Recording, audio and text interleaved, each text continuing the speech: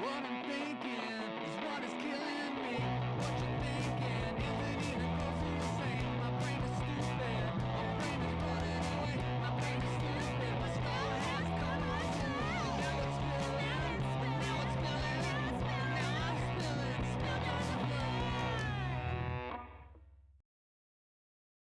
What I'm thinking is what is killing me. What you thinking isn't even close to the same. My brain is stupid. My brain is running away. My brain is stupid. My skull has come undone.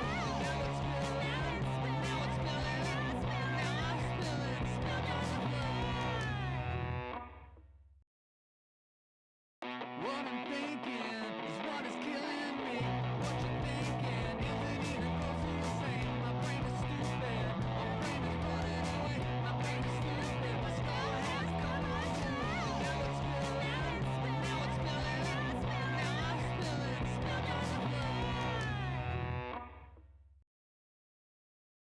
What I'm thinking is what is killing me. What you thinking isn't even close to the same. My brain is stupid. My brain is running away. My brain is stupid. My skull has come undone. Now it's spilling. Now it's spilling. Now I'm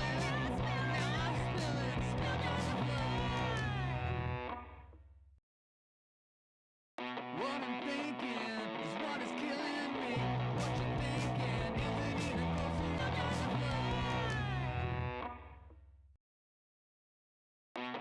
thinking is what is killing me. What you thinking isn't even close to the same. My brain is stupid. My brain is running away. My brain is stupid. My skull has come undone. Now it's spilling. Now it's spilling. Now I'm spilling. Spilled on the floor. What I'm thinking is what is killing me. What you thinking isn't even close to the floor. What I'm thinking is what is killing me. What you thinking isn't even close to the same. My brain is stupid. My brain is running away. My brain is stupid. My skull has come undone. Now it's spilling. Now it's spilling. Now I'm spilling. Spilled on the floor. What I'm thinking is what is killing me. What you thinking isn't even close to the same. My brain is stupid. My brain is running away. My brain is stupid. My skull has come undone. Now it's spilling. Now it's spilling. Now I'm spilling. Spilled on the floor.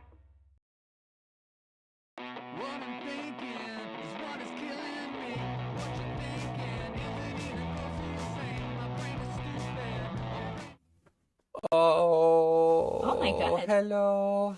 Um, Were you just trying so hard to resist the hello. cadence? That's Kinda. the direction you went in? I don't know what happened there. I It's liked just, it, whatever it was. it's Friday night. Yeah. It's all right. And I just got paid in Sync Song. That's why I had no registration in my head. How's it going, everyone? Here we are. We did something new. We scheduled it. I figured out how to do that, and then we're here on time. It seems to be working. So far, it's going pretty well. Yeah, I mean, let's not count our fucking chickens. We've got to list the size of. Oh my gosh. All right, so the format keeps changing. Here's where I think it's landed. Tonight. Yeah. Friday nights are still work that we're going to be doing on the creative studio, on the main episodes, on whatever it is we feel like. We've got some editing to do tonight. Yes. That's going to happen. Yeah. We may keep the cameras live for that kind of stuff if interest builds. But instead, we're going to kind of go back to the original IO format where we're going to talk about shit that's been going on in our recent history.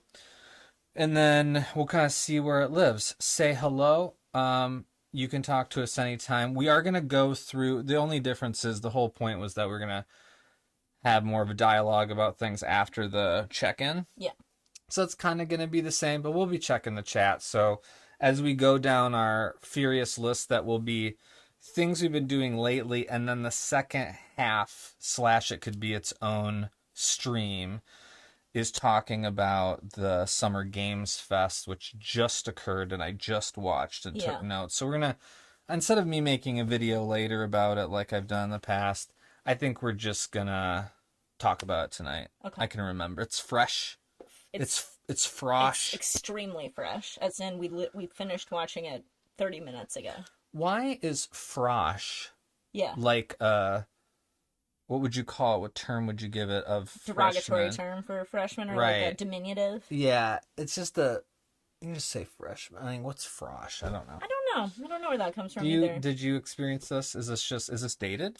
I think it's a little dated. Yeah. Like I don't think we had that language even by the time I Mm-mm. was in high school. Maybe like a Good little bit, riddance. but Yeah. it was not popular. Okay. Well, Frosh. what do I know? Yeah. Old Anyways, man. all Yeah. right. So, you want to start? I think you should kick us off with something. Okay. All right. Well, there's a couple things. Let's Yeah. see.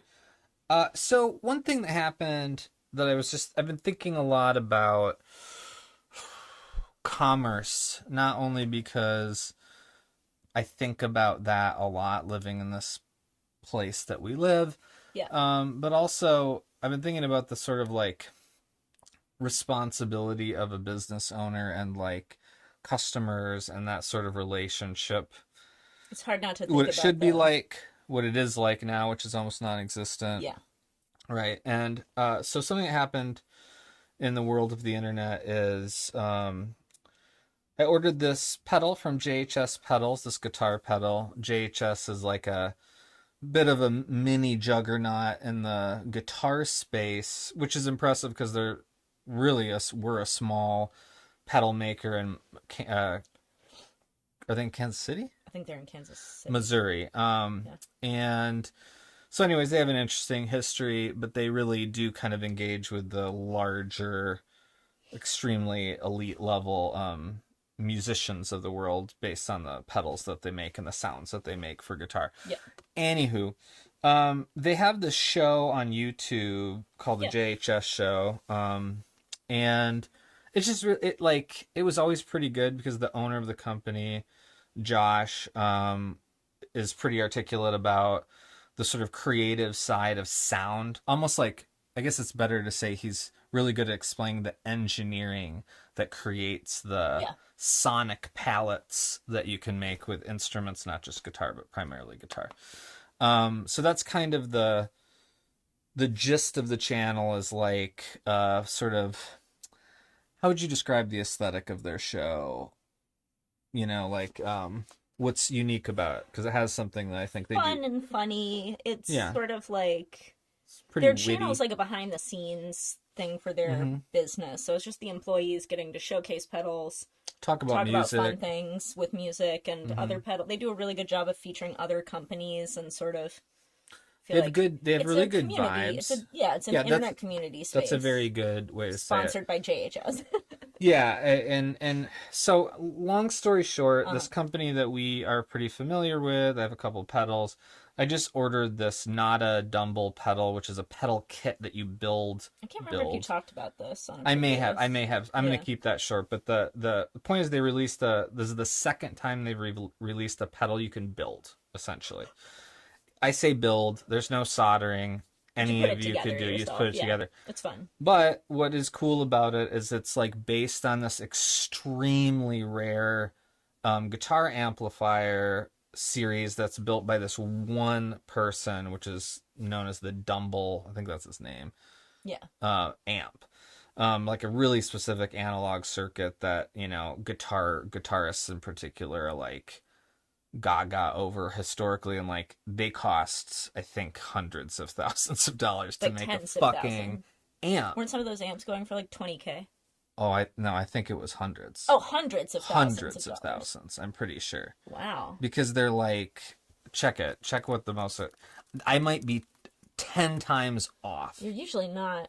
but Well, yeah, no, the Carlos Santana Dumble Overdrive amp head is $280,000. so yeah, hundreds of thousands of dollars. Anyways, this pedal is a circuit emulation of these like extremely rare amps. So everyone was very excited about it because, you know, you can't get a hold of these kinds of analog sounds usually. They're like in consoles or amps that are like one-offs that someone builds. Yeah. I understand if you don't care about that. My point is there's a great deal of nuance to some of the sounds that you hear, just like the sights you see on film and television. There's like a creative engineer that's like the science of it, right? So JHS is really good about this stuff. So this pedal kit came out. They sold them so fucking fast Like because the last immediately. one was so popular. I mean, Yep. 15,000 fucking guitar pedals in minutes or whatever. Um, so anyways, but he comes out with this video afterwards. It's like, okay, so long story short, the two circuits, the clean channel and the overdrive channel in this pedal, which is like a choice you can make. The clean channel is a different pedal than we thought it was because he literally got this rare pedal from John Mayer, which I feel bad sometimes because people love John Mayer. I just have no experience listening to his music. I Yeah. don't know what it sounds like. The only song I know off the top of my head is that "Your body is a wonderland" Still song. don't know it. You don't know "Your body is a wonderland"? I know that the body That is was a the wonderland. that was the epitome of like cis hetero romance in my like middles or late elementary middle school Yeah. days, I think. I And was I an hated it. Yeah, I mean, I missed it completely. Anyways, he is a great guitarist, I guess? Question mark. Everyone says so, so I'm going to assume they're not lying to me. But he's got this famous pedal. So JHS, Josh from JHS, who can just like, has conversations with people like John Mayer, like, what kind of pedal do you want?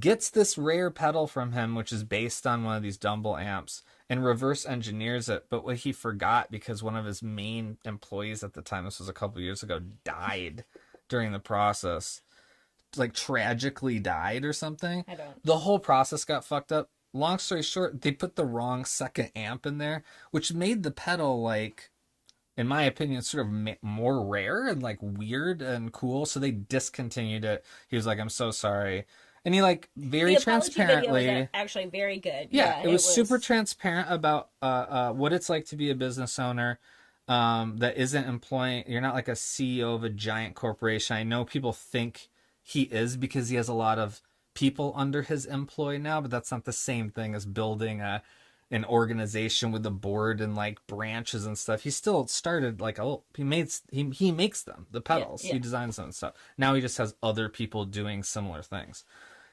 Anyways, releases this apology video. It's extremely transparent. I'm thinking, we're both, I think, thinking while we're watching it, like, this is how you fucking do it when you fuck up. Take accountability. You don't deflect blame. You recognize the human side of it, which is like, you want really cool things from really cool people, then sometimes they make mistakes, and it really has to do with, because they're a person. You know that, right? So he just got so much shit over this mistake, and people are just like, it's a marketing ploy and all this stuff, as though nobody, like, why would you have an opinion about how it works if you have no idea how it works? It blows my mind. So anyways, he did the second video that was basically a follow-up fucking video to this very well done apology. That was basically like, let me answer 20 questions that we're getting flooded with post this fuck up. And I want to be clear too, the pedal's fucking dope. Yeah. Sounds amazing. And so a lot of people are like, thanks for the mistake, actually. Yeah. So it's not like people are sad about the pedal, they're just being fucking assholes. Use it. Yeah. And they'll just take it back. They were like, we'll give you your money back. So they did everything right. Like, I would never want better customer service than someone who makes something unique, fuck it up and be like, I'm really sorry for that. What do you need from us? Yeah. Like, what can you possibly want in this world? Customer service is so bad. So the fact that they got so much shit, I was like, I fucking hate people sometimes. But anyways, he releases the second video. And again, just so transparent about the process of how these things get made, how they're conceived of, how much quality control has to go in at different stages, and how even if you do a wonderful job and fall under the category of like, we never fuck up, you are inevitably going to make mistakes. Yep. And handling it with total transparency, not being super pissed off and defensive. Yep.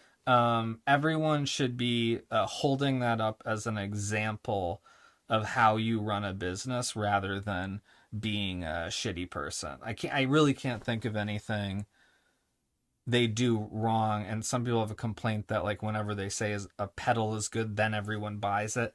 Like you're looking for the information. So if that starts a trend because someone actually trusts somebody's opinion, which is probably shouldn't be Welcome done. to the Most, internet. yeah. If Also, X person welcome. says something is Anyways, cool, then all the people who like that person are gonna run out and buy that thing. long story short, Yeah. I love JHS pedals. They make fucking dope guitar Yeah. pedals. We Their love show their is YouTube really show. fun. Yep. They're humble, dopey, clever Yep. music lovers who make dope pedals and always are friends with all the other pedal makers, Yeah. which means that they're kind Yeah. colleagues to other people. And I highly recommend them their show if you like music. Seriously, it might make you want to pick up the guitar. Like it's that kind of passionate. It'd be like having a teacher who like really loves something in school. Like the student tends to be like, I'm sort of interested in that. That's how they handle things. I really appreciate that. And if you want to look at how to like handle a mistake, I think that that's a really good, especially in the creative field. But no, it's every field. Yep. People are always deflecting and not taking responsibility. And, The apology, you know, as a thing, has become so tainted in the Yeah. year of our eldritch horror yeah, overlords 2025. Yeah. No one knows how to apologize anymore. There are all these public apologies that are meaningless, oftentimes snide, or yeah, like backhanded. not Passive actually aggressive. passive aggressive apologies. There are so many apologies that read like officer involved shootings where like no one takes any responsibility for like a mistake has occurred, but who knows why. How but can this is people one have example. trust if no one? How can you trust Yeah. anyone that that says they never make a mistake or never is like forthcoming about their like the error in their ways? Like I don't understand it. Yeah. And certainly that applies to everything, but like certainly business, you know. For sure. Yeah. Should. Yep. Anyways, so that was on my mind. That's how I would wrap it up. Go check out JHS because I recommend them from a creative and amazingly business relationship perspective, customer service perspective. Sure. Yeah. Yeah, it's cool. Yeah. All right, that's it. That's my thing. Speaking of guitars, I guess you said this here. So, I have been trying to learn electric guitar. Matthew got me a very beautiful pink guitar that I love so much, but it turns out that my arms are really short. I already knew that I had small hands. Yeah. Baby hands. We call her baby hands. Yeah, that's my nickname in this house. Baby hands. She can like specifically width wrist. wise, like you can really get your hand I'm a into like bottles. Yeah. You know? Yeah, mason jars and shit.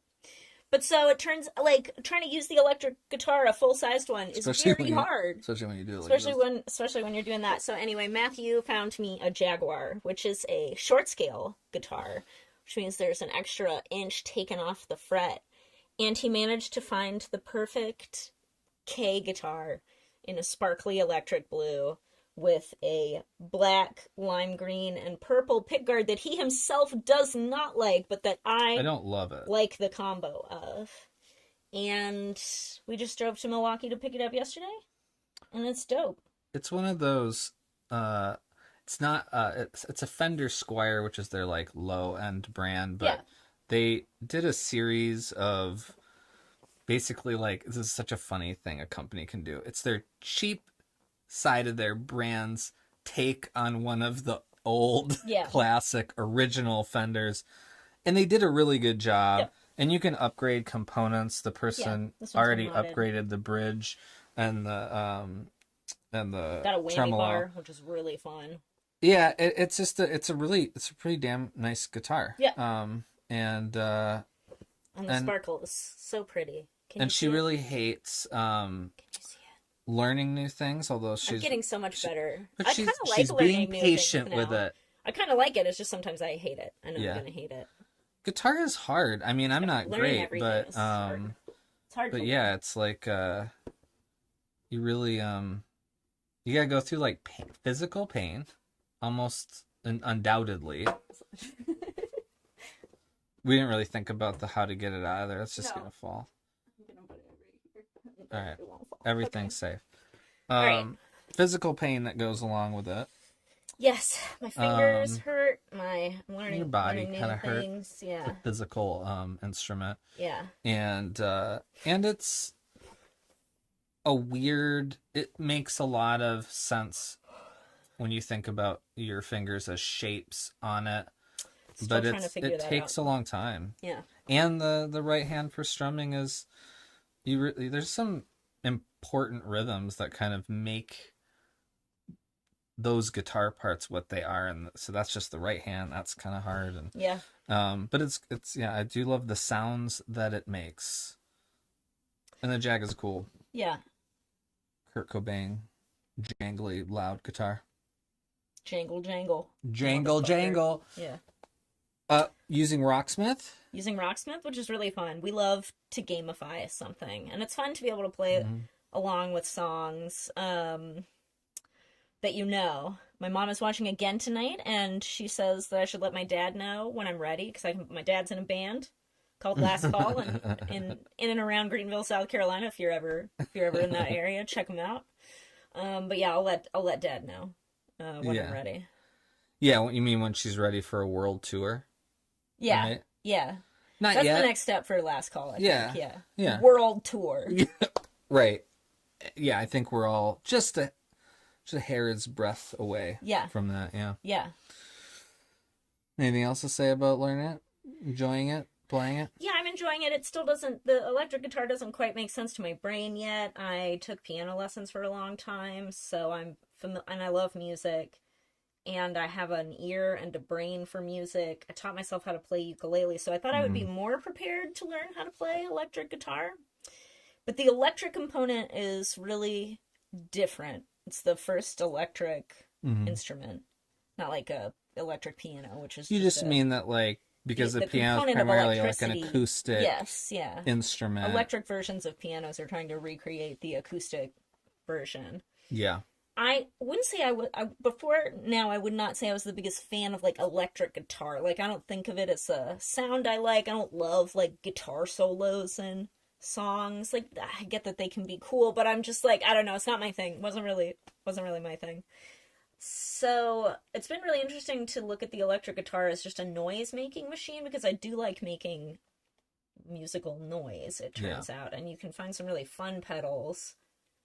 So yeah, it's been a fun thing to learn. It's been weird.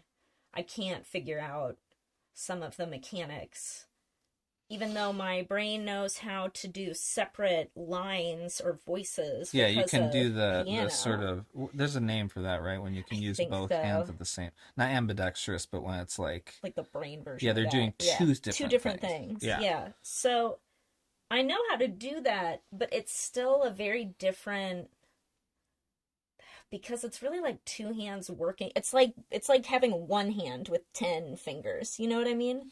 Well, I was thinking about, and I don't play piano, so, but I've, dicked around with it before unsuccessfully, but like, I think about piano as some sort of flow between hands, because there may be different rhythms, but they're doing the same thing with similar shapes. Yeah. Whereas the guitar, your left hand is fundamentally doing something different than your right hand is. And they both are doing rhythmic things, because you watch someone who's really good on guitar and it really feels like their movement between chords is really rhythmic along with their hands. Like it's very sharp and kind of like, just like when a drummer's in the pocket or something like that. It's really cool to watch someone who has coordinated both hands like that. Yeah.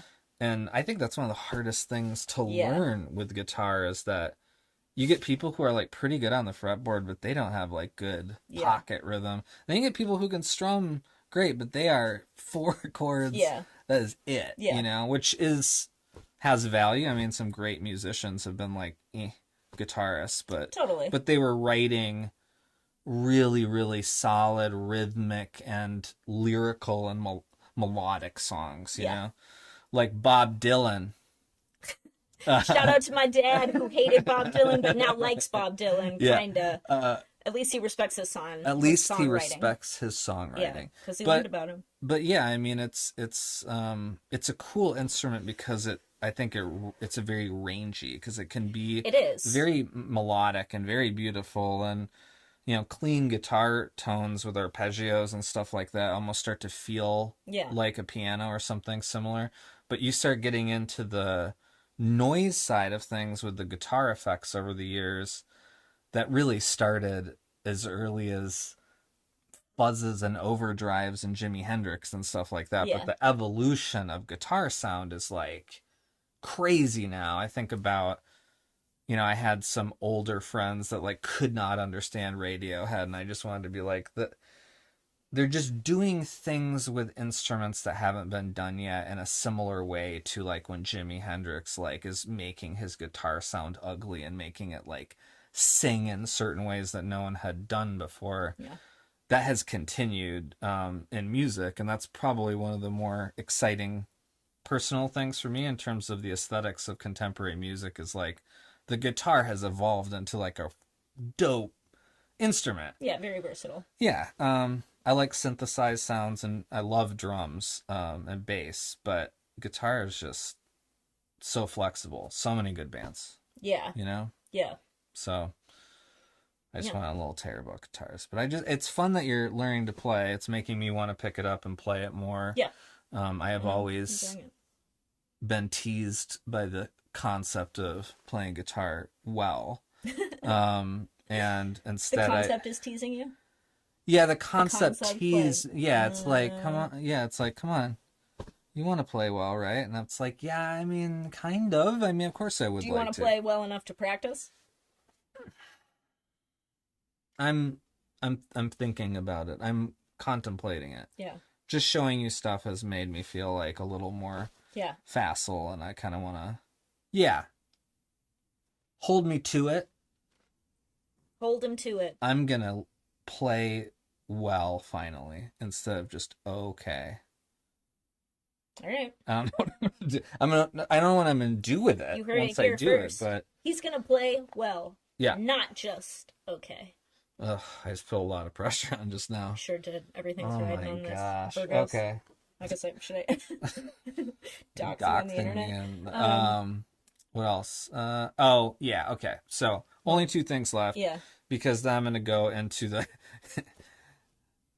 I think that some people on the stream are not going to be super excited about me going into great detail about the Summer Games Fest in a little bit. But before we talk about this isn't any more exciting.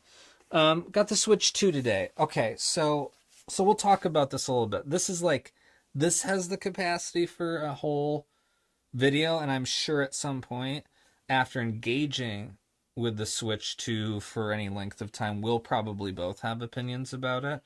But I would like to discuss it for a moment as it finally arrived, and I have not done anything with it. But first impressions, I don't understand unboxings, so I will Never not be do. unboxing. What is the allure of watching Tell someone us. unbox a product? Yeah, I don't quite understand. It feels like a vicarious thing that isn't completely insane. Yeah. But I just still don't don't. get it. It doesn't viscerally do anything for me. Yeah. I don't even really like unboxing things myself. Like I like a present, I guess there's something nice about the idea of having something to open. Yeah. But it doesn't go much deeper than that for me. I'm Like- not a big like, I think ooh. knowing that Apple, along with Facebook, ruined everyone's life. Yeah. I do want to say that I found the Apple's packaging, especially 10 years ago and beyond, to be very alluring. Like, I was like, oh my goodness, it's packaged so well. What a presentation. Because I like Yeah, the you aesthetics. I would, yes. I understand that. You would like that. Listen. What? But it does not hold much water for No. me as a artistic expression. Like, I don't. How far does that really take you in a fucking package? Anyway, so you open up the package. So I don't care about that. So I'm not going to do that. So here is the package. Does that count? Yeah, the empty package. There's the empty package. in the dark where you can't really see Yeah. it. It's in the shadows here, Yeah. but believe it. This thing. You know how I got one too? Because I know some people are having a hard time getting one, if not only for the price. Is I didn't get one on pre-order because I didn't. They were all sold out. I know, and no one I knew got one. Yep. But so I was like, I guess I'll go to a store like I was a teenager and buy a Like video it was game what, system. the early aughts? Exactly. 90s on the early I know aughts? the ancient past. But then I was like, I'm gonna just check on Costco. Costco. Maybe I'll just check on Costco. I didn't mean to say that. So, But that is what it sounded like in his head, because that's Costco. I think they got it Costco. Cost Costco. Costco. I went on the website and it was just there and it was immediately purchasable. So I got this for no good reason. I'm excited about the new Mario Kart. It looks really good. They're always fun. Yeah. The Switch Nintendo is always good for a couple good Mario games, a good Zelda, maybe a good Metroid. That's really why he got the Switch too. Yeah, I mean, I can't wait for the new Metroid. But these are like classic video game franchises that have been around forever. They are the like cradle of contemporary gaming. Nintendo is. So, I wish I were more excited about the launch of my favorite. As much as I like Sony or have liked Sony, I mean, Nintendo stands tall, I think, and in regards to respect in the industry, with a bunch of great artists that have been working there forever, you know. And all the other big studios like Square Enix and Capcom and some of these huge, massive game studios, they all got their start on Nintendo, you know. So I, as a lifetime consumer of Nintendo, want to be excited about this new console, but it is tough because it is just a Switch, but better. Yep. The Switch was barely running some games on it. I was gonna say that's frustrating. It was a pretty low bar for Nintendo to have to surpass to make a Switch too. And I'm one of those people, I don't care about like incredible graphics or everything. This is true of TV and film sometimes, where everyone's trying to be as realistic as possible. No, fuck realism. Fuck realism. Don't you get enough of that in your everyday life? For real though. Isn't everything too real for you anyway? We like stylized things, which means editorialized style, you know, like metaphorical, trying to be context. Trying to figure out how to present something aesthetically that feels a way more than is a way, because emulating things you see is like the baseline of good art to me. Like, you should be able to emulate, but like, can you build off that emulation? So Nintendo is really good, I think, at that. I think they don't need the horsepower of a Xbox or wherever to make their games. However, at the end of this life, at the end of this Nintendo Switch 1 lifestyle, I'm just gonna stick with saying it that way. Yeah. The Nintendo Switch was just not running things well, even the Nintendo games. Yeah. And people throw a lot of shade at Nintendo because they have a big team of lawyers. They really protect their IP. I don't agree with the way they handle things in terms of being like way over litigious, but I also defend them as sort of like an old school run creative enterprise where they're like, all we have is our IP that we can protect. You see all these companies come and go, but the reason we're Nintendo is because we like protect all our IPs like crazy. So I kind of see both sides, but as a consumer, they're like very anti-consumer. They're like, fuck you, if you want Mario, then do what we say. It's true though. Yeah, held hostage. However, your last system wasn't working anymore. Yeah. And that's where I start to be like, sorry. You can be dicks about your IP, and I can like stand on the middle of the fence maybe on that one as a consumer, but like you can't say that shit if your shit is fucking off like Xbox. You know what I mean? Like, you're not allowed to. Xbox has to. Sorry, Xbox has to apologize all the time because they are just a big conglomerate, Microsoft, trying to be a game company that they'll never ever be. Right? Yeah. Sorry, everyone knows that. And Nintendo, they were at least they made things that worked. Yeah. And that I don't know, that kind of was compromised. That pisses me off. Yeah. So anyways, the Switch 2, it's what the Switch should have been. But he still put his money right into Nintendo's I know. pocket. I know. Still just pulled out all those bills and just slid them across the table to Nintendo. Man. But I didn't have to. And perhaps I shouldn't have.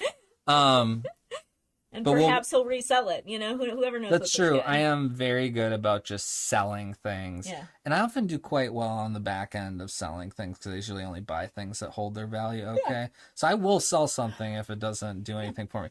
But, like, we won't be playing fucking Mario Kart tomorrow and being like, this is amazing. That's going to happen. Yeah. And that's why I always buy these fucking red boxes. Nintendo!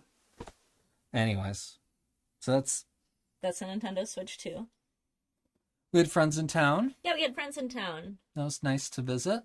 We love having friends in We town. we love hosting people because we're homebodies who don't like to leave our environment under any circumstances. Not any circumstance, but almost any Most circumstances. It's very important. Extremely high ratio. It's very important to us to take care of guests so they feel like they can feel like it's a little vacation when they come hang out with us. But then I'm still always tired at the end because I just socializing just like sucks my life force out of me. It's so crazy, introversion and extroversion. Yeah. It's a crazy concept to me. I think people get charged up to be around people. Me too. It'd be cool. I don't like think I'm being broken. I around just, people. no, I have a I just rich also inner like life. being by myself too. Yeah. And by myself at this point really just means with you. Mm-hmm. right. So. No, but I need to know I'm not, that I'm alive by having a person around. I don't know that I need that, but I have it, which is great. Yeah, you think you could just be truly isolated like a hermit? I'm willing to roll the dice on that and see how it works out for me. I don't think it would go well. I don't know, man. I'm kind of in my element when I'm by myself. We've been having this slight, not even disagreement, for as long as we've known each other. Hopefully we'll never know. All I'm saying is no one has ever gone in on my experiment, which is, become leave a you hermit. alone for... Yeah, you don't have to leave. I mean, you could go with me at All right, this see you point. later. You get the permanent hermit invitation. But that doesn't count anymore. It does when it counts. Oh, okay. You don't have to go with me. No, that's true. I would go. On my hermit excursion. hermit life. Hermit excursion. Hermit excursion.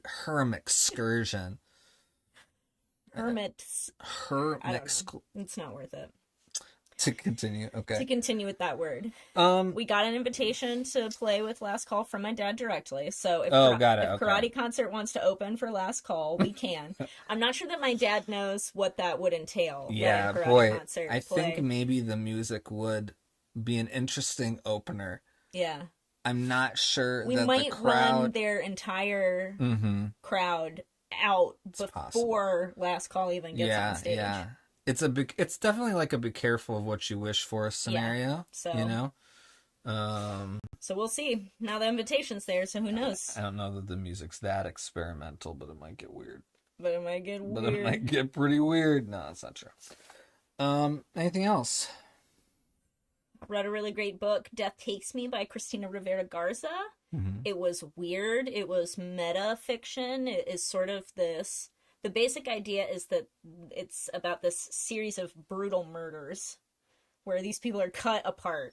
Well, I don't want to say too much. Brutal. But that's like the plot, but it really truly isn't about plot at all. It's a book about how, to me, it's a book about how critically unpacking metaphor is essentially the same thing as dismembering, like cutting apart a human body to sort of see inside of it.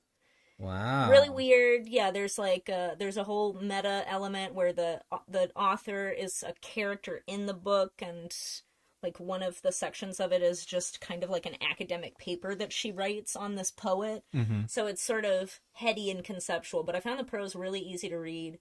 She's a Mexican author who's the professor of fiction writing in Spanish at the University of Houston. And I just thought it was really good. Weird. If you're into weird books that are about sort of like thinking. Oh, I was going to say dismemberment. Same thing.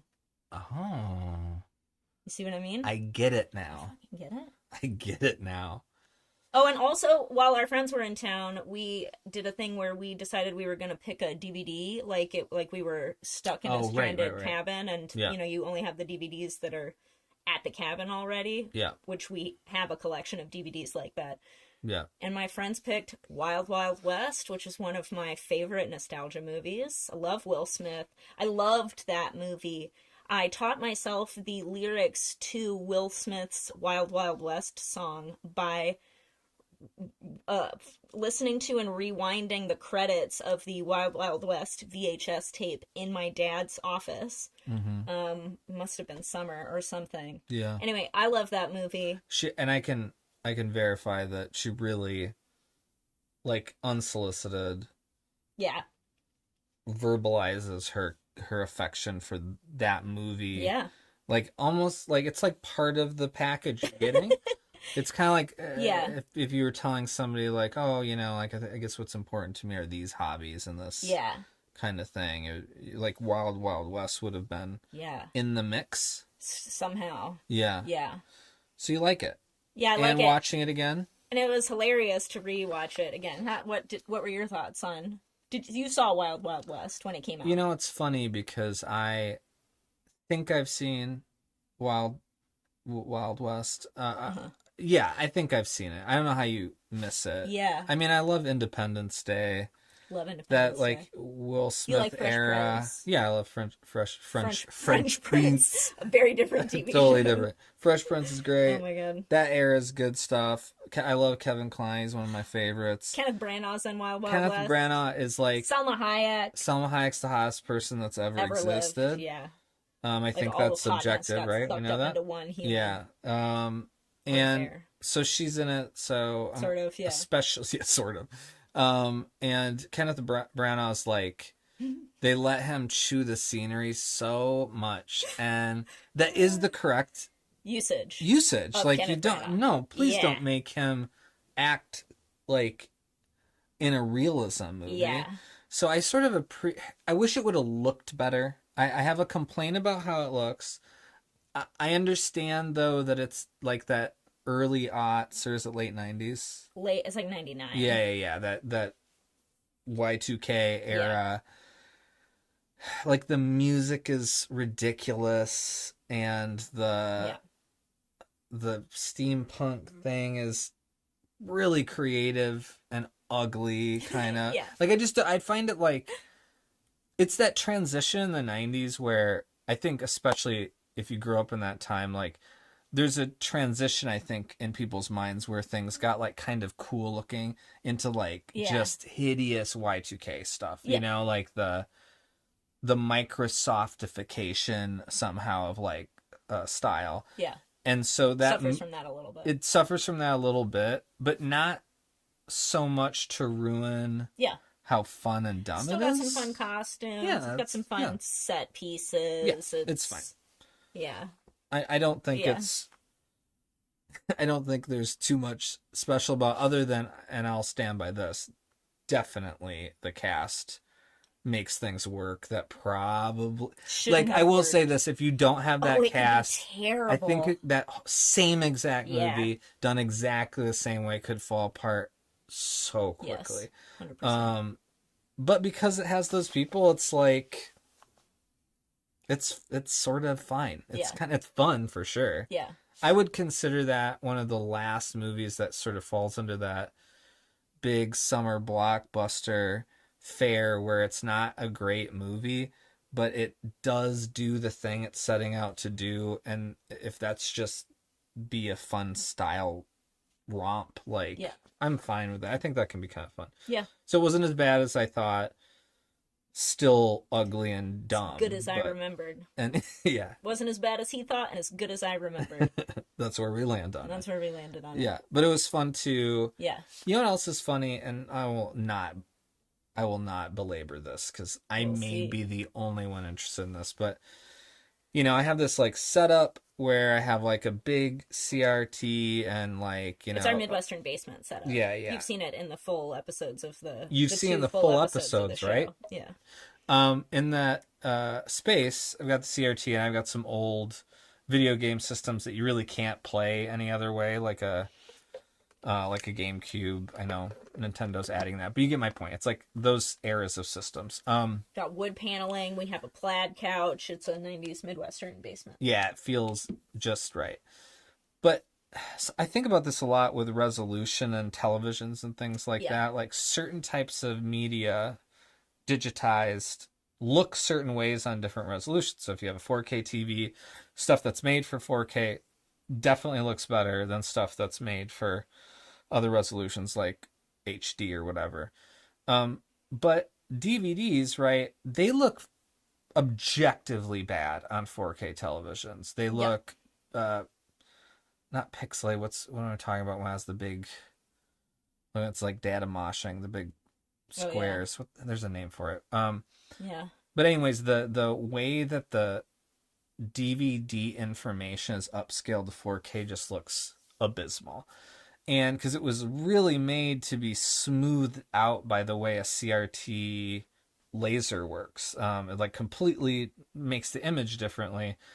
And putting in the DVD of Wild Wild West, it's like crazy how good it looks. I recognize the TV's smaller too, but it's big. It's like a 36-inch, 34-inch TV. Meant to be seen. And it looked good. Yeah. I was like pleasantly surprised by that. It's like a similar argument to like, does vinyl sound good? And it's like, well, yeah, if you have like a really good record player and really good speakers, amp and stuff that's like tuned for vinyl, then it can sound amazing. Does it sound better than CDs? No, probably not. Does it sound better than bad streamed music? Yes. Yeah. Yeah. TVs are like that too. Sure. And like DVDs are actually pretty good representations. They just don't translate to new TVs. Yeah. And it kind of sucks because there's like a bajillion DVDs out there that are totally watchable. Yeah. And it was fun putting in a DVD into like my old PS3. Yeah, PS3. The clunky fucking DVD menu. Yeah. But it looked great and it was really, really fun to do the cabin DVD thing. We're strong proponents of physical media here, obviously. As you've already heard about. Several times. But we hadn't actually done that a lot with guests like go to the video store, and it is a fun limitation. It's a fun guest activity. Yeah. Yeah, we tried to collect DVDs that you would find in a cabin. Maybe not the finest films of all time. Some really good films. Yeah, are there's in some this good DVD ones for sure. Yeah, collection that we have, and also a lot of trash DVDs that you would be like, oh shit, I definitely want to watch Wild Wild West. Comedies, action, adventures, horror movies, the kind of better than Mannequin. I like Mannequin. It's got problems, you know what I mean? That's got a really fun soundtrack. I think that movie looks good. Oh, come on. It's better than Wild Wild West? That's an apples and oranges. Someone would be so mad for being like, how could you compare something shot in a department store versus like the huge scale of a steampunk Western? Yeah. It's a taste thing. I don't know. Yeah. Mannequin is your Wild Wild West is really what we've come to. Maybe, Yeah. It's not that great. I admit it. Yeah. Kim Cattrall? Yeah. Is right? And what's that guy's name? One of those brat pack. Andrew Loy. Is that his fucking name? Andrew. No, wait, or is that someone else's name? That's not his last name, but you were right about his first name. Who's Andrew Loy? I don't know who that is. I don't know who any of these people are. You made that name up. I made a name up. You made a name up as though it worked someone. You were really so sure. Like Andrew McCarthy. Andrew McCarthy, Brat Pack. Andrew Loy. I guess that's a. Hey, Andrew Loy, if you're like, if you're watching this, are you? Andrew Loy, who are you? Who are you? Why do I know your name? Yeah, exactly. That's it, right? Is that it? I don't know. Is that it? I mean, I have the whole Summer Games Fest, but I was going. That's it for IO. Yeah. That's it for IO. Yeah. Yep. So almost an hour just on IO alone. Boom. Yeah. People don't want shorter content. They want longer content. They want content where more rambling, less clear ideas, yes, exactly. That's, all right, that's our chant here. So now we're gonna end IO and we're gonna talk about Summer Games Fest. So this is gonna take a while. Bye if you're not gonna watch me talk about games. All right, so we might cut this.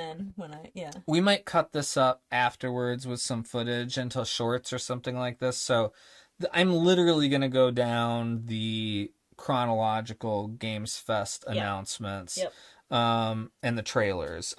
Some things I have real opinions about. Some things just I don't care about. Yeah. But we're just gonna go from the start. The first thing, they had some game they started off with announcing. I just totally missed it, so sorry.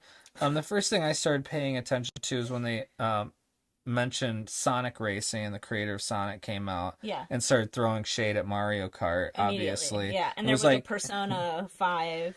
Yeah, because it's Kart Sega, which has Atlas under their umbrella, so fun characters. But it is a Mario Kart-esque game.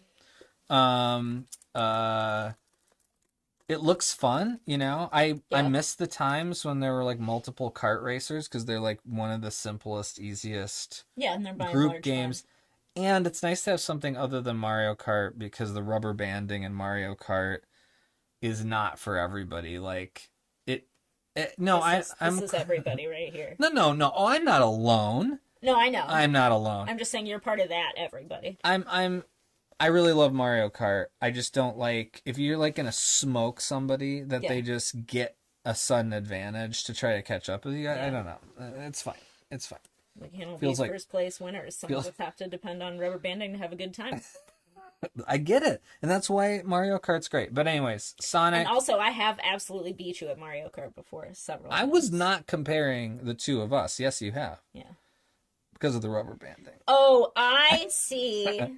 No, I don't care. I like them both, but whatever. Sonic Racing looks fun. And I'm just happy Sega is trying to come back a little louder, because Sega Dreamcast was awesome, and it was sad to see them go out of the console game, because they were kind of my second favorite ones for a long time to Nintendo. So anyways, and then and then Kojima came out and talked about Death Stranding 2. Yep. And all I have to say is, like, I like Kojima. I like his games. I like what a weirdo he is. But it's just starting to feel like corporate weirdo. Like, I just hate when it becomes so much like a ego thing. And I'm not even saying he's egotistical, although I imagine he is. But the way it's more just like it's like the games are his personality more than the games themselves, even though the games have a lot of value. I'm just like sick of seeing announcements or like a big deal made of something before it comes out. And like they showed like a totally inconsequential scene. Kojima's like as cool as a nerd gets, and it feels weird to keep foisting him onto a pedestal all the time. Starts to feel weird. And then there was some announcement for a game. I know I'm doing great with the names of the games, right? I get better as I go on, okay? Then there was like a medieval game that looked like one of those realistic medieval games. And I apologize, but I can't. I just don't know why you'd want to do that. Kingdom Come Deliverance 2 looks really good, and I may try to play it, because I just think they're doing it exactly how you'd want, like a place time sim, like a time period sim. However, I also just like, it sucked back then. By and large, it was like disgusting, and the game has to represent that, honestly.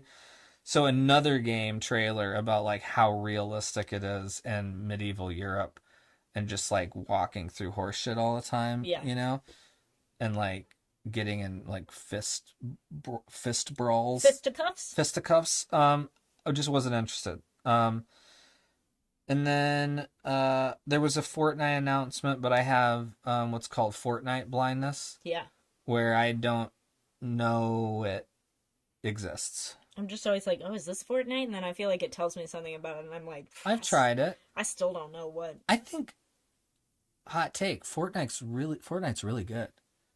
I just don't care about it. Sure. I don't want to ever care about something so unnecessary that everyone's so into that at some point will just disappear. Like, it just doesn't. I don't have any. There's no value in it if you're not like always spending time in it. So I'm not. I have the blindness. I have the blindness. Then Code Vein 2 was announced. Code Vein was a earlier Souls-like with like an anime aesthetic with some like real fan service anime. There's this character who was like your firekeeper who like leveled you up, who just had this like white like torn white shirt and just these huge tits, like stretching the shirt, and she was always, Yeah. and so it's hard not to like. That's like the image of the game in my head. But I thought it was pretty good. I actually kind of enjoyed it. It had flaws. It felt a little undercooked, but it was cool to have like Souls combat with like pretty good cel shaded anime. Like I thought the aesthetics, at least of the character models, were pretty good. Not just because of the boobs. Were there a lot of boobs in the I think there footage were a lot. tonight? Huh? Tonight? On this? No. Oh, in the old one. In the yes, old okay. one. Okay, gotcha. No, I'm saying the old one looked really great. Now. Yeah, let's go, but let's move to the new one. The present day. It was surprising that you mentioned because it wasn't so. There were no boobies. There weren't any boobs. And I guess I would just say that I didn't notice the link other than the cel shaded character. So it feels like a big jump. Franchise jump. Yeah, like forgetting the first one happened, sort of. Yeah. But I was excited because I actually thought it played pretty well. It's not without interest. There was a indie game announced called End of Abyss. That was, I really liked the look of it. It had a twin stick top down shooter thing going on, basic controls, and the aesthetic was like Little Nightmares. I know this will sound like a weird comparison, and Control. Like if they had a baby. Yeah. So it was a little bit like in a little this bit economy? in this I thought it looked really cool. I thought it looked really fun. And then I don't know what that note means. But say it, read it. Oh, little no, yeah, no, I just finished the thought. It was a continuation of that original sentence. Mouse PI for hire. Okay. This is like a Cuphead art style, except black and white, which is very bold. Yeah. First person shooter, which we've seen before. It always looks so cool. I love hand drawn games. Like, yeah, it looks cool as shit. It's just such a to me that's like the contemporary version of pixel art in the old games, because the old games would have presented hand-drawn games if they could have, but they were only working with so much data, so they had to do pixelized versions of their drawings. Because if you see the concept art from old games, it's fucking unbelievable art, but they have to like be like, okay, yeah, that huge monster, but now like with like 8 dots or whatever. And the things they did with it were truly incredible with those limitations. But now you can do a cartoon, like a living cartoon. Like Cuphead looks like a 30s, so right? 30s cartoon. Yeah. 30s, 40s cartoon. It's unbelievable. And this is like a first person shooter in, like very dark cartoon. Yeah. And it looks amazing. Yeah, and I'm hoping I don't even like first person games and definitely not first person shooters, but the art style is so good that I know I'm gonna want to try to play it just because I like looking at it so much. And I do tend to collect games. Obviously my favorite games in the collection are like synergies of all the facets. Sorry, that was I don't think of it in a corporate way. Synergy, non-corporate. Non-corporate synergistic elements. But some games I'll buy just because their music is unbelievable or their art is just like unbelievable. I really think this game looks amazing. And I think it's going to be, I hope it has some narrative elements and it's not just like mission-based shooting, but it does look good. And then there was a Game of Thrones strategy game and I just wrote, ugh. Yeah. I think you understand what I'm saying. No, and then there was an announcement of Atomic Heart 2. I have a lot to say about this, and I'll try to keep it short. So, Atomic Heart, the first one, great art direction. Looks so cool. Yeah. Wasn't not fun. I played a chunk of it. It was made by this Russian development company.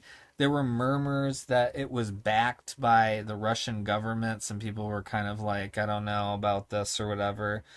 And then and I just couldn't help think about like how it was associated with the like Russian government, like wondering if they were tied to like propaganda or something like that. Meanwhile, And then the next one, this Atomic Heart 2, just had like a Queen song as its background, and I was just thinking about the irony of all of that. Like, who's calling the shots here? Because the Russian government's like infamously homophobic, right? homophobic.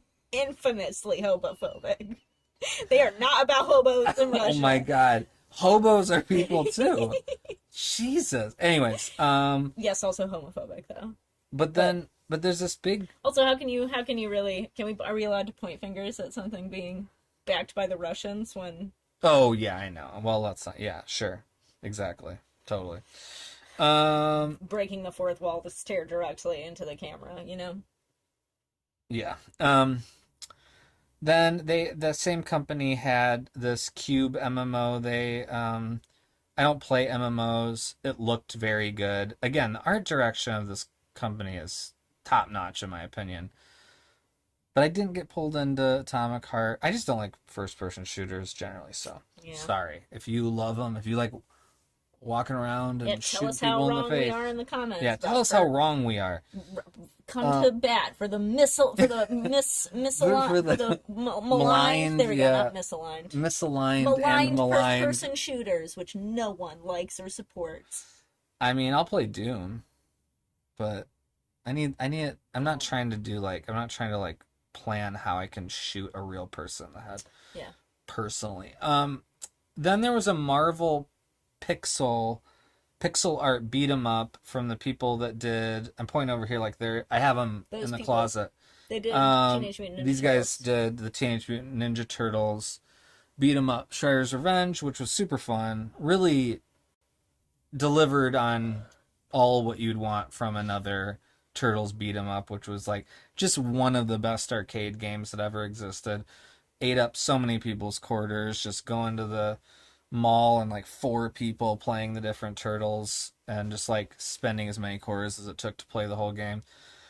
Great memories, great new game. Now they have a Marvel one, and one of the other famous beat 'em ups in the arcade was X-Men. Great beat 'em up, super fun. So a Marvel beat 'em up by these guys is pretty exciting. I'm all in on it. I think it'll be a blast. I think you can pick between like 14 Marvel characters or something. Whatever. Marvel's got cool comic book characters, and as long as we're not talking about the movies, then I'm interested. Onimusha, which was like in the PlayStation 2 era, sort of a Resident Evil with like a yokai Japanese situation. Like, it was pretty cool. I really liked it. My roommate and I, Eric, definitely played it and talked about it quite a bit. And so there's a new one. It's like one of those franchises that's being revived. Necromanced. Yeah, let's start that. And it looks really good. It's a cool world. I'm a fan of like those, like all those yokai, like Japanese yokai paintings that are like so expressive and like artistically so cool. Mm-hmm. And like a game world set with those creatures is always interesting to me because it's just like aesthetically cool looking. And then there was like a very surprising. Oh, and I said the combat seemed really smooth and like fluid with Onimusha, so I'm stoked about it. Looks good. Then there was this really interesting presentation about this company who had sort of built Unreal Engine to be able to do this like puppeteering, like through 3D models, but it looks like the Muppet one. The Muppet one. Yeah, it looked great. It looked so good, and it was really funny. It looked like a puppet, like a comedy. Yeah. Like a dark comedy Punch-Out game, but with puppets, but like they look like Muppets. Yeah. Like, so I want, when I say puppet, I want you to think Muppet, even though they can't say Muppet because that's a Jim Henson thing, but it's like clearly based on Muppets design wise. So it looks really fun and funny, and I'm genuine. This is a rare occasion where I was like genuinely impressed by the graphics. What? No, I mean I don't No. care about graphics. I'm Yeah. not saying like Yeah. are they good enough for me? No, I mean like I don't really give a shit. But I really thought Yeah, it looks the great. Unreal 5 engine was working with these. I guess if you don't have to do the like micro expressions of a human Yeah. face, and it really steals away some of that uncanny valley Yeah. about This is the Unreal case Engine for me. This is the case for abstraction Yeah. and metaphor over doggedly pursuing recreating realism outside of realism. Yeah. Maybe if we diverted some of the time, energy, and attention devoted to trying to recreate extremely complex human expressions in a simulated world that still don't look natural, to like coming up with cool ideas, we would have more cool fucking puppet games where it's punch out but with puppets. Well, this is the argument. Much easier to do that in some ways, not in all ways, but like you don't have to spend decades trying to perfect the look of fake human hair. So many things about artistic technology homogenize things. Yeah. I know that's not the intention, and I know it needs to start somewhere. Yeah. This is the argument for computer animation when it came out. Sure. This is the argument now for AI. But I gotta tell you, the reason that even though computer animation has gone from why the hell did you use it, it looks like shit, to like, wow, that almost looks real, the reason people still don't love it Yeah. and like practical effects better is because emulating real things Yeah. doesn't work that great. It Yeah. doesn't really have a meaningful purpose when Nope. it can be representative and expressive. Yep. And so that's why I get turned off from its overusage Yeah. constantly. It's just constantly More homogenized. puppet games in Unreal Engine 5. Yeah, why does that you could do anything with the engine. Literally anything, and you're just recreating Oh real my bricks God. and dumb humans. Yeah, so I was really stoked about it's called Felt That Boxing. Yeah, Felt like the puppets. like a double meaning. A Clever. double entendre. Double entendre. Killer In. It felt like a I feel like it was kind of trying to do like a Among Us shooter like death loop thing. I have no idea. That idea looks better on paper to me than it felt watching it, but I could be wrong because I didn't really get into Among Us. But I do understand socially it could be fun to have like a dinner Like a party, murder mystery dinner party, Online but with also your you're trying to shoot some people. Yeah. Anyways, Yeah. just didn't feel good to me. Yeah. Arc Raiders aesthetics look cool, extraction shooter. And then I just wrote trailers because I was thinking to myself, I mean, I hate it when there's a trailer, and I'm like, what the hell is this game? I know I should.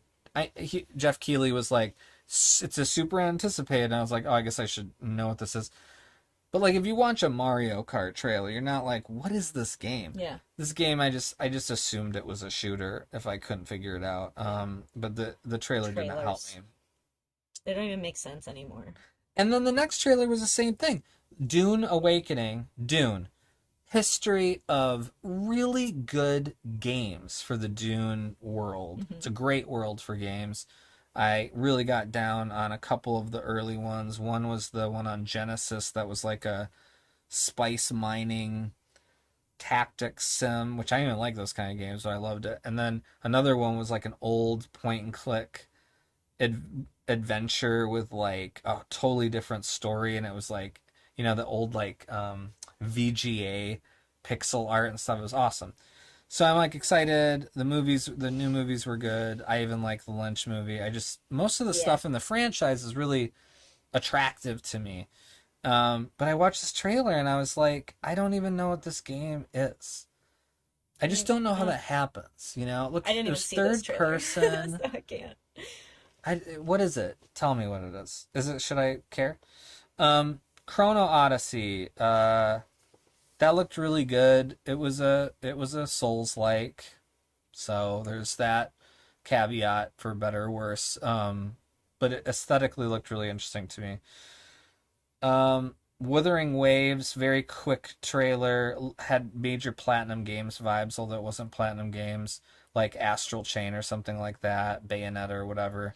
Had cool like Devil May Cry combat and shit like that, if that's what you're into. Good art style. Mio was a hand-drawn Metroidvania. Again, I value hand-drawn video games so much because I know how much more difficult they are to hand draw every frame of animation rather than computer animate. And I think it goes a long way for me, especially with 2D games like 2D Metroidvanias. It looked great. I was excited about that one. It looked good. Another trend. So I guess there is a trend here that I really appreciate that is happening. This is the indie studios and the AAA studios having a really hard time right now. This next one, Out of Words, was like a stop motion game that looked really good. It didn't even I didn't even love it aesthetically, but the stop motion was really well done. And I just was like, there's been a bunch of stop motion games. Yeah, real on trend and right now.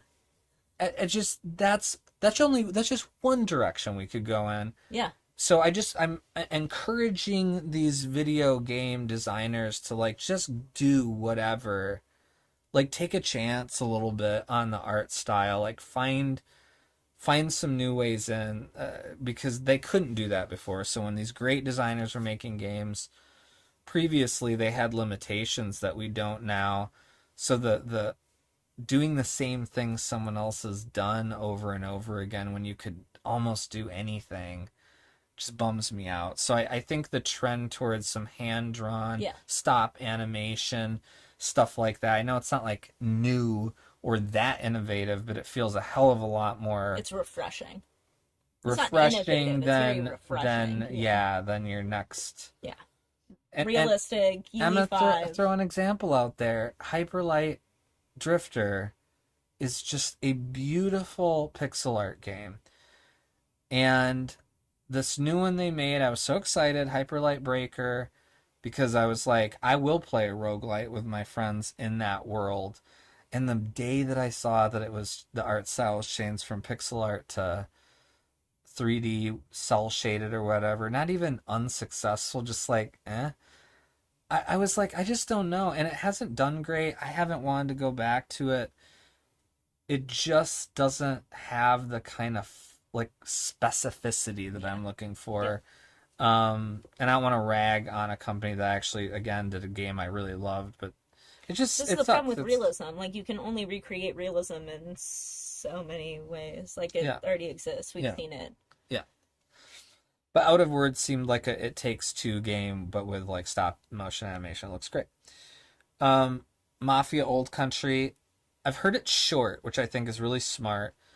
I thought the first Mafia, it just went over my. I like didn't care. I saw it. It felt like it looked like a 19 whatever 40s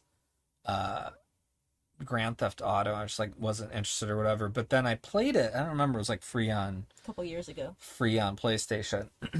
I sat down and started playing. I just played the whole thing. Yeah, you really liked it was really good writing. It had its flaws, but it was like actually very. Yeah, like you got sucked in. Yeah, you just like it's like a good. It was like a good book for me, where I just like good books just make me want to like boom like that. It was very much like that. I fell into it and it was done. I think if this one is like that, then I am excited. I thought the writing was good in the last one or the first one. I didn't play 2 or 3. What's this one called? Like Mafia Old Country? Old Country, okay. Yeah. So instead of being in the U.S., it's in Italy. Lego Voyagers. Okay. They said Lego something. I was like, tune out. I know the Lego games are good. They really are. They're really fun. They're great for kids to play. Like, lots of positives for Lego games. I just don't care that much about them. But this one started and I was like, well, this looks really interesting. And then it said it was produced by Annapurna, and that was of interest to me. And it's this co-op Lego puzzle game in the style of a lot of co-op puzzle games, but I just thought it was like refined and like it had a aesthetic that felt very specific and kind of offbeat a little bit from the other Lego games, and I was surprisingly very interested in it. It looks like a fun two-player co-op game. Two-player puzzies. Two-player puzzies. And then there was this N- Nicktoons Dice Oh, of Destiny. It looked like a drink box game, which that was later announced. So I just whatever. I didn't care about. nope. It looked like Nobody Saves the World by Drinkbox. Then they showed Lies of P Overture, which is the DLC for Lies of P, and they were like, and it's out today, and I was like, aw, shit, because I'm gonna have to play it now. But now I have the Switch too, but there's no games out for it, so I'll Yeah. probably just play Lies of P. Yeah. So that was exciting. Fractured Blooms. Which Jeff Keighley described, which someone described to Jeff Keighley, and which he reported to us as Doki Doki Literature Club mixed with Silent Silent Hill. Hill. And I really liked the Yeah, I liked the preview. trailer. It was creepy and I'll play that. Yeah, weird ass game. yeah, it looks like PT Yeah. Doki Doki. Yeah, it was fun. It looked like it had a lot of personality and was creepy in a fun way. It was like a walking sim horror game. It Yeah. felt like I didn't see any combat. Was there any combat? I don't know. Fucking took it to that tomato in one part. Dice up a tomato. I didn't know But what gesture you did there. no, does that not translate as chopping a tomato? Yeah, now it does. Um, then Jeff Keighley made a bunch of dad jokes. Then there was a bunch of mobile games that I couldn't care about. Although there was one at the end called Seven Deadly Sins Origins that looked. I understand mobile games are like getting better and better and probably totally a valid form. I just like I want my phone out of my hands if I Yeah. can. Yep. So that's the problem with it. Never played. And then there was this Jurassic. I called it J Park in my notes, but I understand it's Jurassic World. Oh. It's one of those sim games where you like, I don't know, manage the park. So if I you heard want to Jeff Goldblum's manage, voice, and I was like, "Oh, Jeff Goldblum," and then I absolutely did not pay attention to the trailer at all. yeah, it's the And I'm not sure- evolutions. Who wants to be A park manager? of specifically Jurassic Park? I don't know. A lot of people, right? Don't you know how it turns out every time? But not if you were the manager. I feel like that's American exceptionalism at its peak. That's why It's it's a like, game. let me run J Park, and I guarantee you nothing will go wrong with the fact that we're genetically mutating. Well, no, I think it's more like, well, we already fucked this up, So so now now I'm someone's gonna gotta take manage care of the yeah, dinosaurs? I think so. I wasn't interested in it. Mina the Hollower, Yacht Club Games, Shovel Knight. Couldn't be more excited yeah. for it. That game looks great. It's gonna be great. If there's any game in this whole thing that I feel pretty sure it's great, period, it's Mina the Hollower. I can't wait. I think Yacht Club games are awesome, and it's cool to have them in a new franchise because they iterated so much on the Shovel Knight with high levels of success. But this one's like a new franchise, and it's like it looks like a Zelda by them, and it's dope. Yeah. It's gonna be awesome. Then there's a Deadpool VR game, which I kept thinking to myself, he's like Daniel Tosh, like as a character, Deadpool. He's the Daniel Tosh but of like not superheroes. quite as funny. And then I know people love Deadpool. Yeah, we're gonna get some mad internet hate. Whatever, man. I'm saying it's like Daniel Tosh that I think can be really funny, but just not quite as funny. Is that not fair? I think that's fair. Anyways, I'm sure it's like a really fun VR game. I didn't care about that though, and it would make me nauseated. Yeah. Dying Light: The Beast. Dying Light is a really, it's another game that makes me. It's one of those first person games that has so much like bobbing Yeah. that it's a little nauseating for me because you're like watching your hands run. It's a zombie apocalypse game that I think is highly successful though. So if you like that very visceral first person running around fucking stabbing things in the head, Yeah. I don't think it gets better than Dying Light, so it looked like more of the same. Then there was this game Mixtape. Oh yeah. I really have found that most of the like games that try to capture teen life Nostalgia. For that time. for any time always feels a little bit like this old Mr. Show sketch that I love where they're called No Kids Allowed, where clearly the parents of these kids are trying to do a hip show for their kids, and they're like terrible at it. That's how I feel about those video games a lot. Is you're just like, you're not young anymore. You forgot actually. Yeah. And while this one aesthetically seemed a little unclear because it's supposed to be set in the 90s, but it looks newer. I don't know if it's supposed to be set in the 90s. We saw a trailer for this game. Well, there was 90s music and like we saw a trailer where someone was like, "It's a game in the 90s," and then we watched it and we were like, "That doesn't." I mean, it feels more like 80s inspiration to me. I don't know, but here's the point. I think it is like end of 80s, early 90s. Something seems a little confused about aesthetically, but I didn't not like it. I thought the art style generally was successful. Yeah, it has like a pastel. Or like drawing or something. Yeah, not pastel, but like muted pastels or something like that. Yeah, I meant more the brush stroke. You meant like pastels, the material. The material. Yeah, not color. Yeah. And what I wrote down, and this is just me trying to call it early, I think this one might be able to escape the triteness that visits almost all of them. We'll see. Because there's no reason a video game can't be like the Ferris Bueller's Day Off video game, where it like captures the essence of something, even though not a lot of us are like rich Chicago kids, which is Bueller, but like I still loved that movie, and me too. It's funny as hell, and there could be a game like that, right? So and some of the other ones that have like people have loved, like Life is Strange, and some of the other ones, they did not do it for me. They felt a little cliche, but maybe they're not. I'm not a kid anymore, so whatever. But I was excited about that one. Mixtape.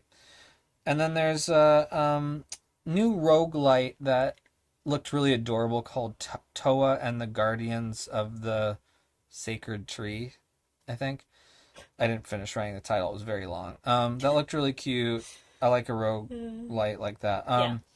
Then there was this like Indonesian game that really felt like a mix of Sifu, or this is not going to be relevant except for a couple of people. This old Square game called The Bouncer, which was a really weird. Yeah, you're like a bouncer, and it's like a beat 'em up. Anyways, are you a ghost bouncer? No, ghost bouncer.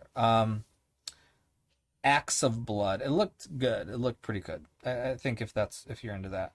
And then a surprise announcement that there's a new Scott Pilgrim game. Oh yeah. But it's a new narrative done by O'Malley, and I think that's really exciting because like I really do like the Scott Pilgrim graphic novels. I really like the movie. The Scott Pilgrim like franchise is pretty impressive in terms I think of it's very solid. successful. Yeah, and the first beat 'em up looked awesome. I mean, it looked and sounded amazing. I thought it was that like first round of those like wannabe retro beat 'em ups, and they were like we played the whole thing.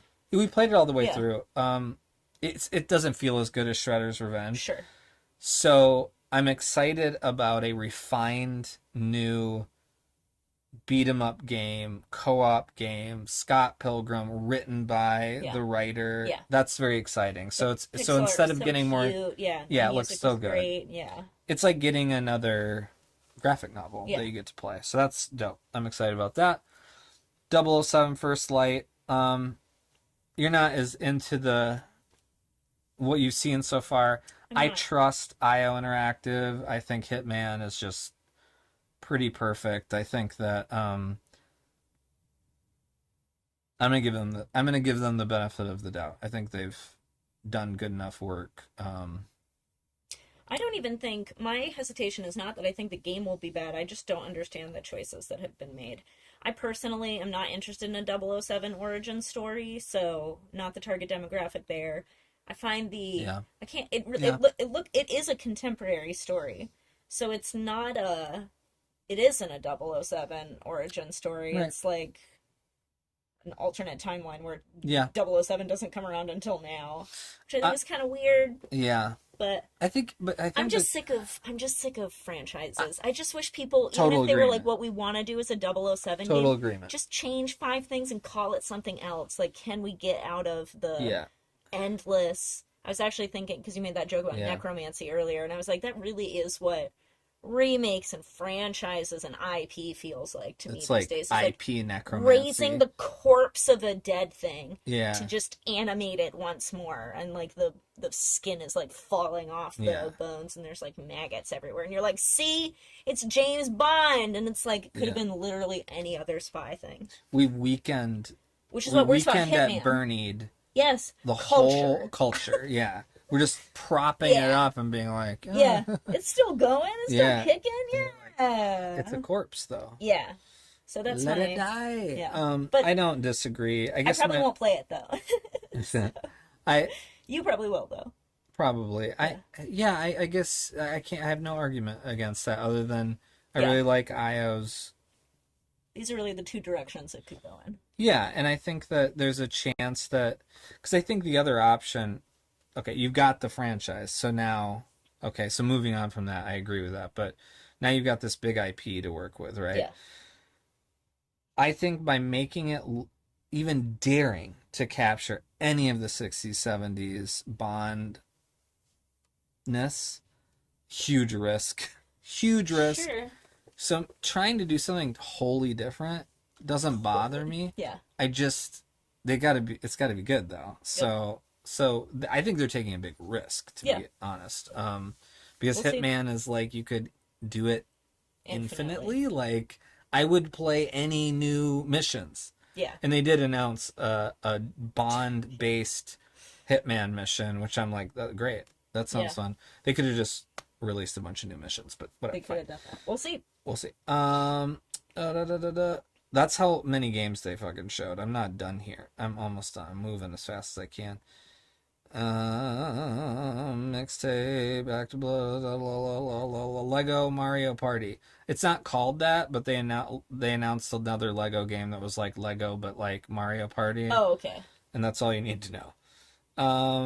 There was this game Wildgate that looked like a multiplayer. It actually looked really good, but I don't care about those games. But if you like games like it feels like Overwatchy or something, it seemed like, I could be wrong.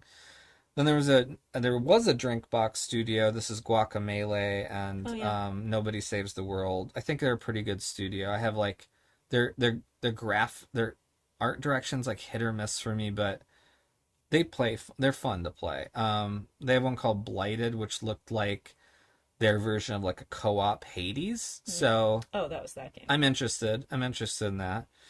There's this game I think called Ill, which really looked aesthetically cool, and I said it looks like a playable Tool video, which I think is an accurate representation of what it is. But does it look like a playable Tool video, or does it look like a playable Brothers Quay video?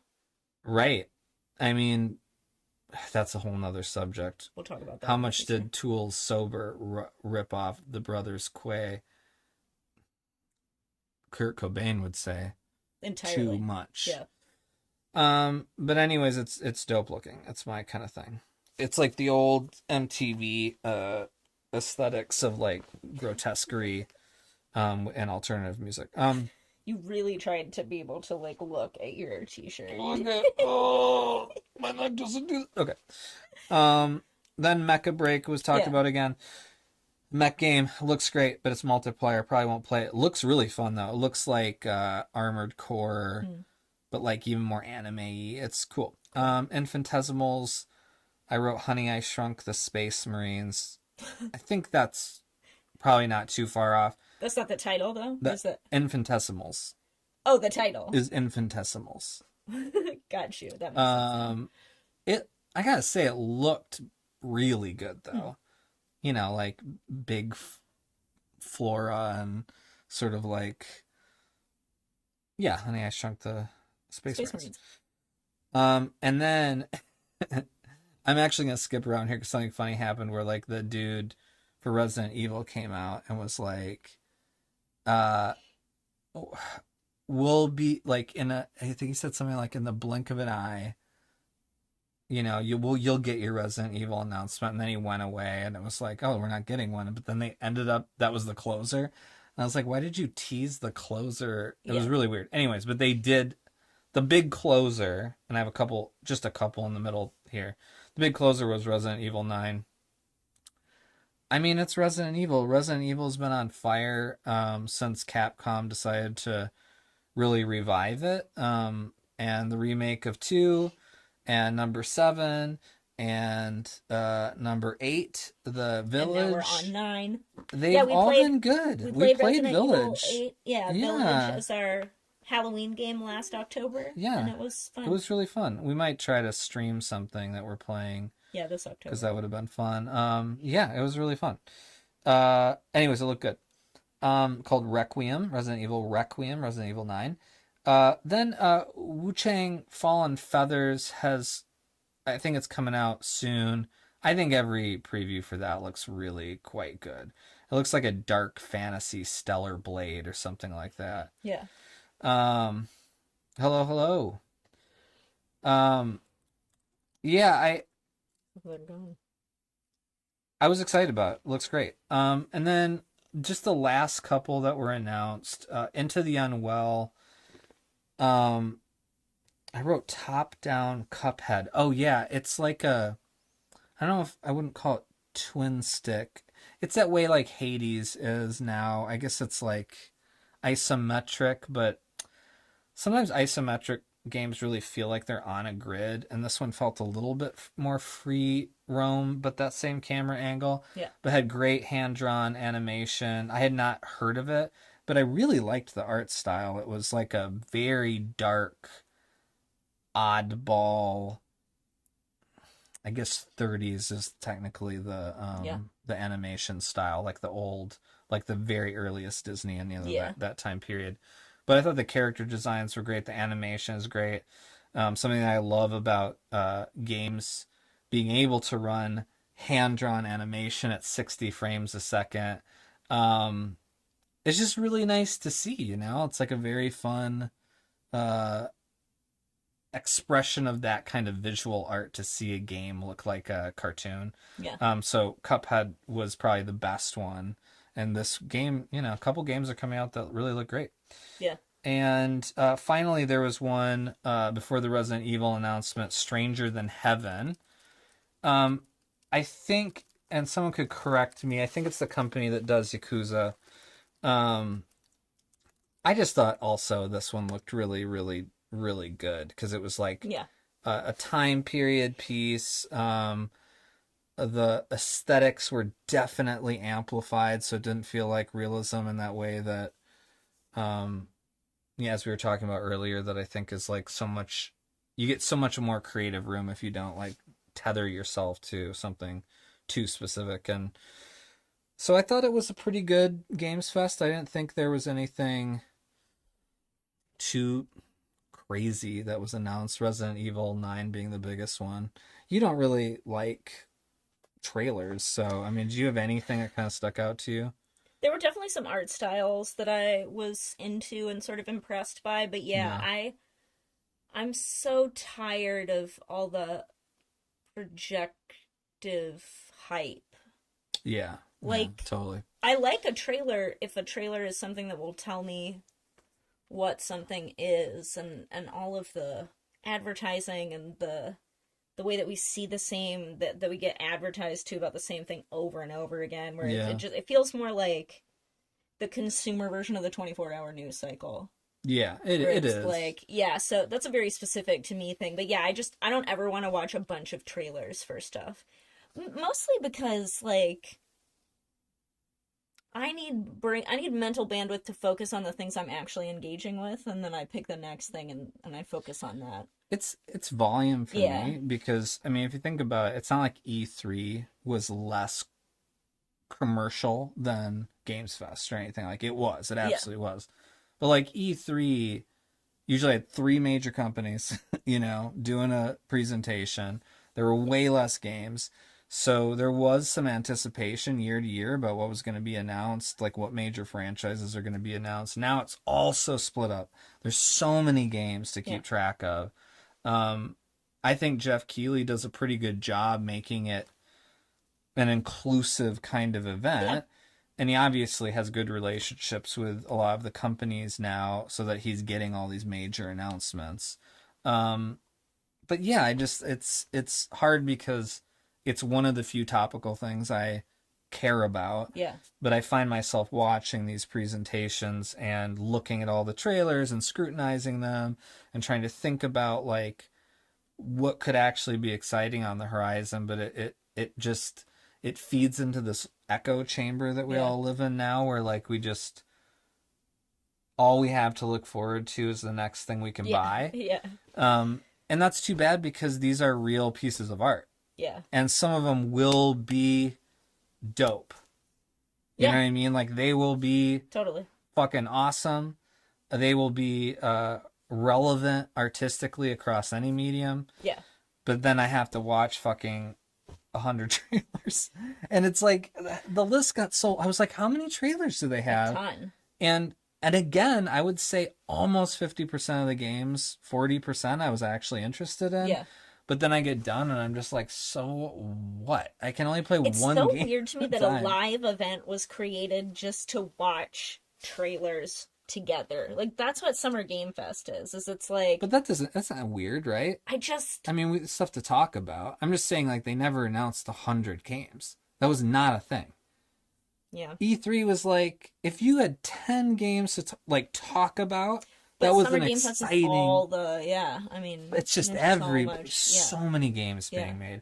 And the international community outside of Japan is now really, really gotten in the game. So you have Japanese games, Western games, which is both American, Australian, and European. Yeah. And then you have all of these other Asian countries, like you have Indonesian games, you have Korean games, you have Chinese games. I mean, tons of Chinese games. And geez, I mean, Liza P is Korean studio, great new studio. That's a lot of games, you know? And I love having grown up in this time. I love having gotten so many different games to play, but you just literally can't play them all, you know? So I get a little overwhelmed with these games fest things, because I'm just like, oh my God, I want to play a lot of these games. When in the world am I going to get to them? You know? So whatever, contemporary first world problems, but it's a little overwhelming. It's kind of like the contemporary problem of existence right now, though. It's like, it is. The input of information is so intense, and there's so much information you just cram into your skull right now. Yeah. But our little human brains are just sloshing around. So to your question, how are you guys? Great. Yeah, really good, and also constantly overstimulated. Yeah. I think is the idea, right? How are you? Yeah, how are you? Yeah. How are we all right now? Yeah. I think that kind of wraps it up. Yeah. Summer Games Fest 2025. The world's still hanging on by a thread. People are still making games. Yeah. Some of them look good. I'm glad you're good. Again, we're good. We're just trying to be real about how insane Summer Games Fest and everything is right now. Yeah. I think the goal for next year's recap is to not talk about any games that we don't care about. I did. I left some out. I know you did. Can you believe that? Yeah. That's with some left out. We skipped over some sections entirely. Should I? What do you think? Should I cut it down next time? But I always feel like I'm going to leave out some game of a subject that somebody really likes and wants to hear about. I'd like to cover it all. I just can't spend a lot of time, you know? Yeah, I guess that's my question is like, is it useful to be like, there's this game which I didn't care about? Well, I was gonna show some footage, which if we cut this up, I might do, so you can see some of it. Here's this game, which I don't care about. Moving on. I would love to, maybe I'll do what I did last time and just shorten it into like, how much can I talk about in like 3 minutes? Put the footage right over my face. Yeah. I was gonna say over both of our faces. Make it a little, put yourself in the third and just have all the footage come up. You just hear this voice from nothing. Yeah. I won't do that. You can. I'm saying I think that's a great idea. I know you're like totally cool with that, but and then I'll deny that it was my choice. Yeah, exactly. You just slapped it over my face and called it a day. Exactly. Well, so that's it. That's our input output. 99 minutes. Wow, we did it. Look at us. Look at us. You're looking at us right now. Yeah. And I'm sorry for that. Thank you for coming by. Yeah. We're still gonna try to do this Every Friday every Friday around and 6 or 7. Yeah. talk about whatever. So until next week. I have to open this to shut it down. You were looking at me for the vamp. I'm a terrible vamper. You didn't. She just Yeah. stared at me. Yeah. So, Not anyways, good at vamping. Anyway, we're heading out. bye See y'all everybody. next Friday.